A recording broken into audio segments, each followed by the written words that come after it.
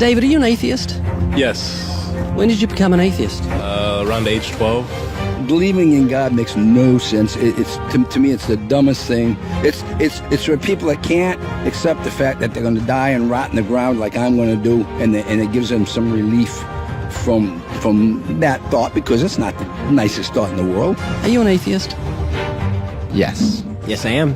Yes. Yes. Yes, sir. Are you an atheist? I am. Yeah, I'm an atheist. Yes, I am. Alex, do you believe in God's existence? No, I do not. How long have you been an atheist? I would say probably since I was about 15 years old. So you don't believe in the existence of God? No, not really. What happened when you were 15? I started questioning things, and I really just started to think about the logic behind everything. For the most part, we are not shown the evidence for there being a higher power. If we were, I almost guarantee that almost every atheist would immediately agree to there being a higher power. Are you atheists? Yes. Yes. Why? Well, I just haven't seen enough evidence, I suppose. I grew up in a Christian family, and just over the few years during high school and as I grew up, I just realized that there wasn't a lot of evidence to support that belief system. Are you open to evidence? I think I am open to evidence. It just would have to be extraordinarily compelling, like out of this world compelling. If you could be given evidence, reasonable evidence, would you listen to it? Yeah, I would. You're someone who has no faith or no belief in a higher power or a creator, but if you were shown evidence, you would change your mind because you're open. Absolutely. Flick through the pages of the book I just put on your lap, look at the color pictures, and I'll ask you a question.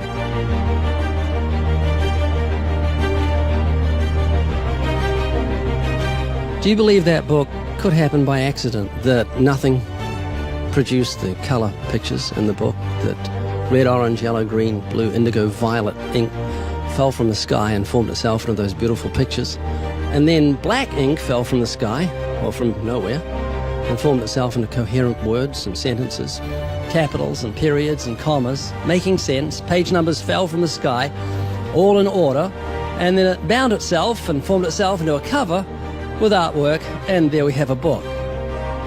Obviously, intelligent design designed the book. Wouldn't that be correct? Yeah. Can you see where I'm going with this? Yeah. Tell me, what is DNA? What is it? Deoxyribonucleic acid. And it's what makes up our bodies and our cells and everything that makes us who we are. DNA is like our biological code, kind of like binary zeros and ones. Information about us, who we are, what makes us us, parts of us, how we look, how we're built, everything like that. Your genes instructed your cells how to make your eyes and what color your eyes should be, and your hair and your height and your personality. Scientists call it the instruction book for life. Basically. Everything that you are or ever will be made of starts as a tiny book of instructions found in each and every cell. Every time your body wants to make something, it goes back to the instruction book, looks it up, and puts it together. The book of you would have 46 chapters, one for each chromosome. Each of our book's 46 chapters is between 48 and 250 million letters long. That's 3.2 billion letters total. This is the secret language of DNA. This is the book of life. Instruction book for life. Yes. Instruction book for life. Yes. DNA is made up of genes, and genes give instructions to the cells as to how your body should grow. Did you know that those instructions, the instruction book of your DNA, just your DNA, was laid out end for end, would go to the sun and back a number of times? That book of instructions is so comprehensive.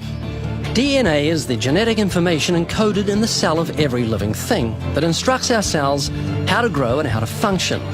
It's our genes that determine whether our skin will be dark or light, have brown or blue eyes, or red or green or yellow, have red hair, be brunette or blonde, be tall or not so tall, or the color of our feathers if we're a bird. Whether we're humans, fish, animals, insects, or plant life, the way our bodies look and operate has all been pre-written in the amazing book of our DNA.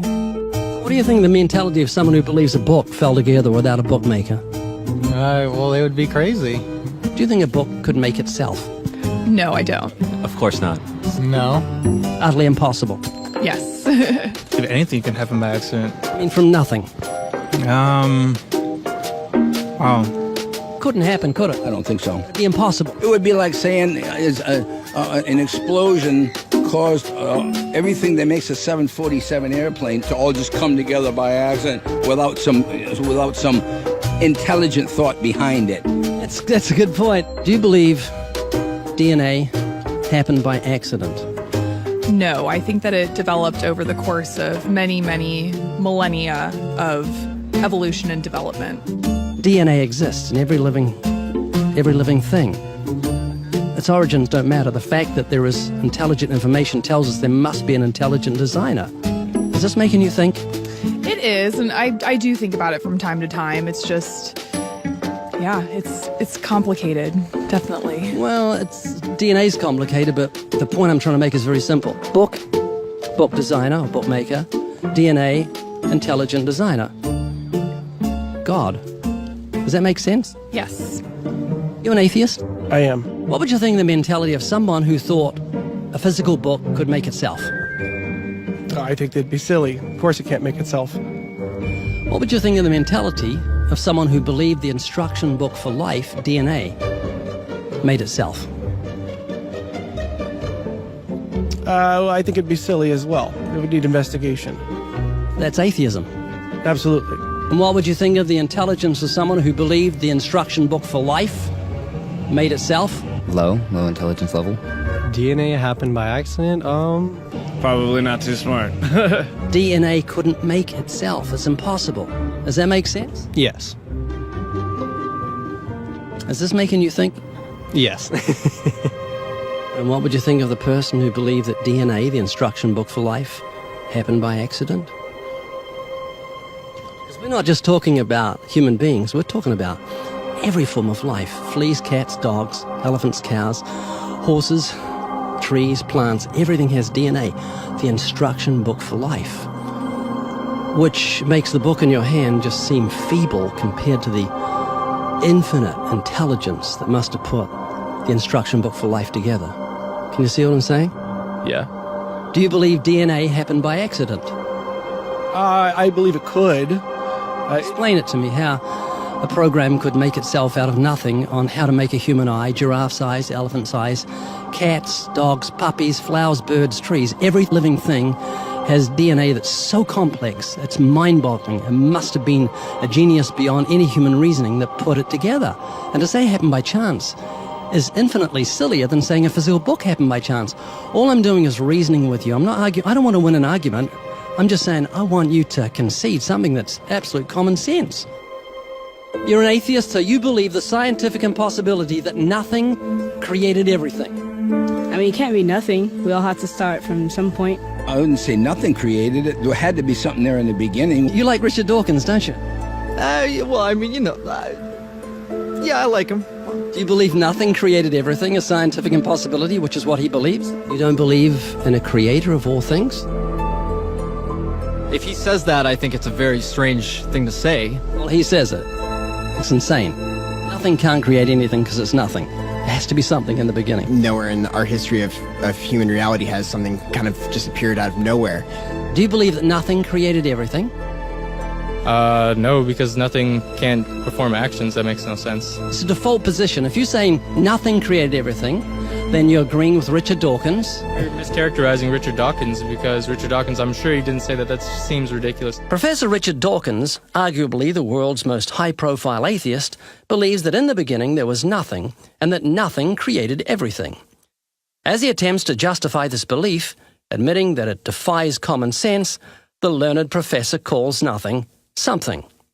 Watch the reaction of his audience. Of course it's counterintuitive that you can get something from nothing. Of course common sense doesn't allow you to get something from nothing. That's why it's interesting. It's got to be interesting in order to give rise to the universe at all. Something pretty mysterious had to give rise to the origin of the universe. Which exactly what's meant by nothing, but whatever it is, it's very, very simple. And why is that funny? Well, I think it's a bit funny to be trying to define nothing.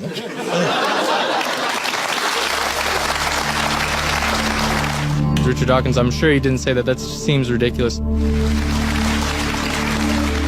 The audience reaction confused the normally eloquent professor because he's not used to being the object of laughter.